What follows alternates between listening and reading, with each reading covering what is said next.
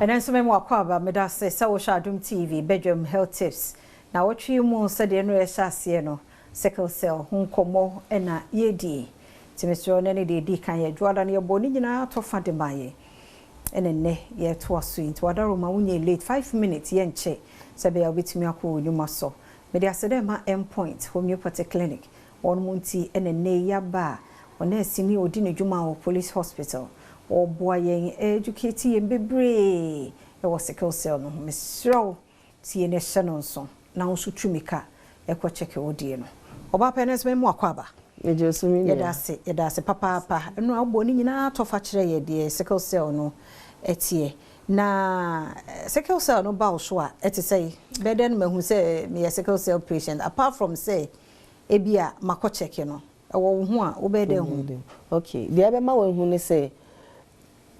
obi wo hade bia se ota yare yesi ni moja so ate nti ede na ama ni moja so ate obi a red blood cell na meka ho asem se eno na omo de ne half no obi a de break it down as a free nipedue ni mu 120 days say the normal red blood cell but with omo ne de 10 days, 20 days, 30 days, a free nipedue. You know, days near say. And we are 120 days. Obi adi, and more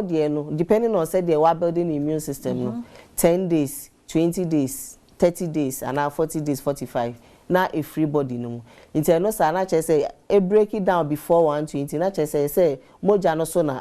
8 no. Aha, into so she muke na into na almost na ni moja so ate no. And obi so ani ni so be yellow. Okay. I say jaundice no bi o a liver yare but sickle cell for so exhibit nti no so no yellow no kire say e break it down no liver no e kwhye baby ubon say a clear but say kodo so sa na ye frɛ bibi bilirubin e woli no na ye declare nti say bilirubin no kodo so a na aye yellow no na afi na abeda ni so e na nkwala na omuntimi nkasa ti say babies no no say ni say chi ene ne nine so aso your friend dactylitis aha nti so asa na e say ohun say eno so because eno kan kra na de kwa mostly ya eno so na obi so ho a ubon say de bia say why emre o say mi ntimi why fatigue aha because moja no ntimi nko say de ekọ e ho so na mframa no wo nti eno so bon say ubetimi akasa na bi mu so ho a ubon say so the body ni sa yes o we dia o efia we wa yesi sesi ade mu asesa kakra but enu so hu a utimi hu say we ka say o we or sickle cell into basically enu the most even though others but enu the most features are everything aka say nti enu sa no ye wo na na ebe hu ana say unyina na dead me obi ade o time e dead okay obi de 3 months, obi there 6 months, obi there 7 years. But your friend be fetal hemoglobin. Sakran was sickle cell e woni mojenim. Into on done dia till say when you kakra from 6 months going. Sata na fetal hemoglobin e free ni peduenim. Sata no be exhibit. And fetal hemoglobin. Into eno na ebo akra no ho ban because so no the immune system no sa into no bibia e betimi e breaking it down but eno no wo ni nipadue ni mu a as e bo ne ho ban from 6 months there is assume say onyi into no na a free body na physical cell na ngasa ada ne ho edi okay and to be our the number of age ni time obe exhibit I see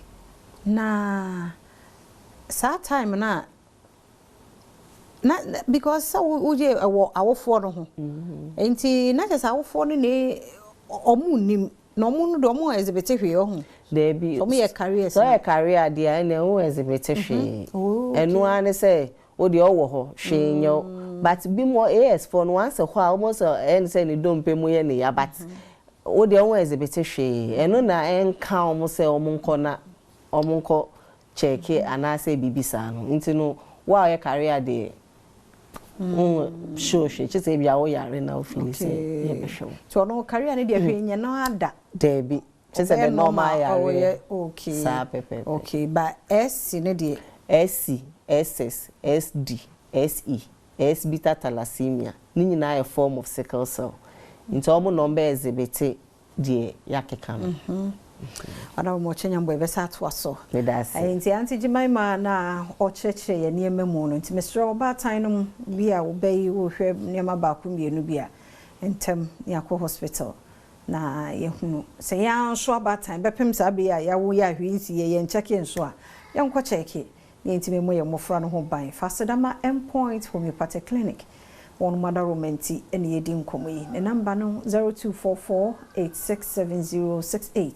0244867068 watchna kwa hoden e wo ha sa ka ye ho sa bre yi a 5 minutes won se ye nche ne asa to aso midin afia amankwa tamaklo